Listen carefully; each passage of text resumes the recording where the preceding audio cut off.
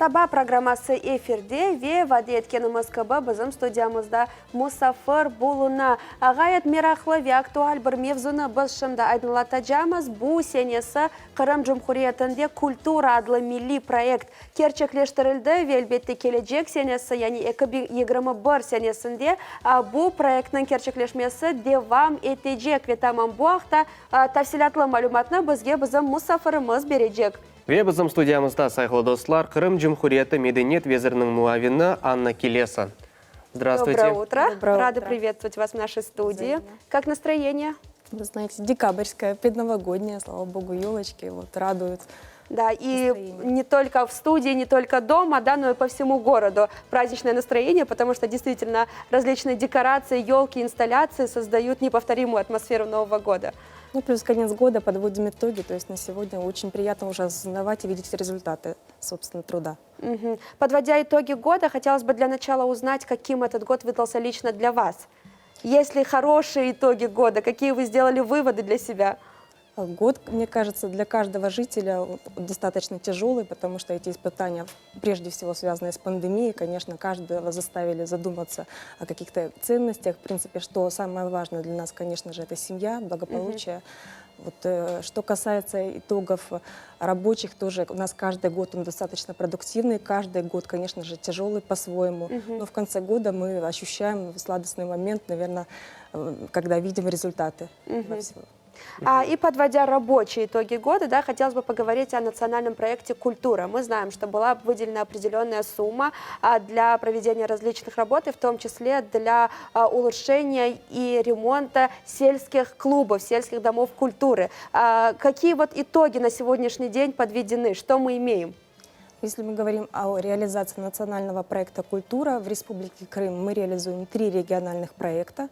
Это культурная среда, творческие люди и цифровая культура. Что касается регионального проекта «Культурная среда», то в этом году мы выполнили капитальный ремонт 4 сельских домов культуры. Это 3 сельских дома культуры в Джанкойском районе и Дом культуры в Красногвардейском районе. Вот непосредственно сегодня я еду на открытие домов культуры в Джанкойском районе после эфира, поэтому... Событие радостное. Мы приобрели 5 автоклубов для обслуживания сельского населения, где отсутствуют стационарные дома культуры.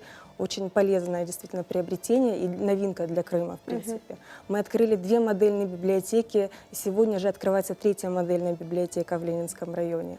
У нас открывается кинозал в Советском районном доме культуры 30 декабря. То есть на сегодня уже завершается комплектование оборудованием, оснащение помещения. Мы открыли виртуальный концертный зал в Старом Крыму в литературно-художественном музее. Повысили квалификацию работников культуры во всех ведущих творческих вузах. В принципе, привлекли волонтеров. То есть спектр мероприятий достаточно большой и значимый для республики. А какая сумма была выделена на реализацию проекта?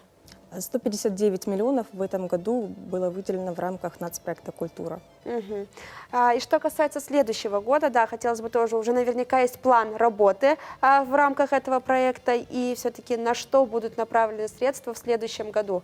А в следующем году у нас объем финансирования, в принципе, остается практически на том же уровне, 161 миллион будет выделен.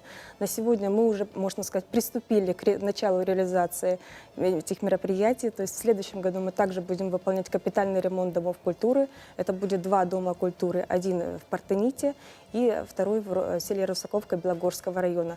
Будет выполнено мероприятие по капитальному ремонту школ искусств. В городе Керчь будет отремонтирована детская школа искусств, в городе Саки, и начат капремонт в Евпаторийской детской школе искусств. Что касается, также будет открыта модельная библиотека. 2 модельные библиотеки — это город Саки и Ароматновская библиотека в Белогорском районе. В принципе, это те библиотеки, которые будут располагаться в отремонтированных на сегодня помещениях, которые мы ремонтировали, но в рамках других целевых программ, то есть в том числе федеральной целевой программы. Также в следующем году мы планируем в рамках регионального проекта «Творческие люди» осуществить выплаты лучшим сельским учреждениям культуры и лучшим работникам сельских учреждений культуры. Вот. Также планируем открыть виртуальный концертный зал на базе Судакского городского дома культуры, где также в этом году был завершен капитальный ремонт в рамках федеральной целевой программы. Ну и опять же те же мероприятия постоянные по повышению квалификации творческих работников. Говоря о домах культуры в селах Крыма, насколько это долгожданное событие, вот их ремонт среди жителей этих сел? Потому что мы знаем, в общем, если смотреть состояние домов культуры по Крыму, в общем, в крымских селах оно такое. Оставляет желать лучшего. Оставляет желать лучшего, да. Знаете, каждое вот село, когда мы приезжаем и заходим в каждый клуб, конечно же, каждый сотрудник, каждый заведующий клубом смотрит на нас с надеждой, надеясь, что именно его дом культуры будет отремонтирован. Поэтому для каждого села это, конечно же, центральное событие, потому что дом культуры является тем единственным очагом жизни в селе. То есть где можно прийти, то есть туда ходят и бабушки для того, чтобы скрасить свой досуг, попеть, потанцевать, туда ходят и дети, то есть от мала до велика, центр притяжения в селе. Поэтому, естественно, ремонт, создание комфортных и безопасных условий для жителей, это, конечно же, в приоритете. А какие села и дома культуры в этих селах являются приоритетными? То есть по какому принципу идет отбор для реализации этого проекта, допустим, именно в этом селе? Ну, прежде всего мы, конечно, смотрим на количество обслуживаемых жителей. То есть если у нас стоит на чаше весов сельский дом культуры с населением там, в населенном пункте там, 900 человек, либо 6 тысяч, например, как в Партените, в котором мы будем в следующем году реализовать капитальный ремонт, то, конечно же, мы выберем Партенит, ну, учитывая ограниченность финансовых ресурсов. Если бы, конечно, у нас финансовые ресурсы позволяли, мы, конечно, сделали все дома культуры, но на этом, я думаю, работа и закончится. Поэтому я думаю, что это процесс постоянный, и, конечно же, у нас цель сделать все дома культуры, отремонтировать. Когда-нибудь, надеюсь, такое будет. Конечно. Вы сегодня сказали, что после нашего эфира отправитесь на открытие очередного дома культуры, уже отремонтированного.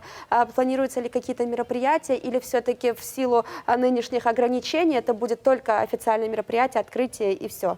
Или же все-таки запланирован какой-то, не знаю, концерт, выступление тех детей, которые так долго ждали этого ремонта? Ну, это будет, конечно же, с соблюдением всех требований, связанных с недопущением распространения пандемии.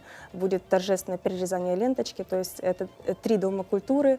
И будут приветственные слова в адрес жителей, конечно же, и пару концертных номеров для того, чтобы все-таки показать значимость события и показать, что у нас действительно радость большая. Конечно, торжественность, да, в первую очередь.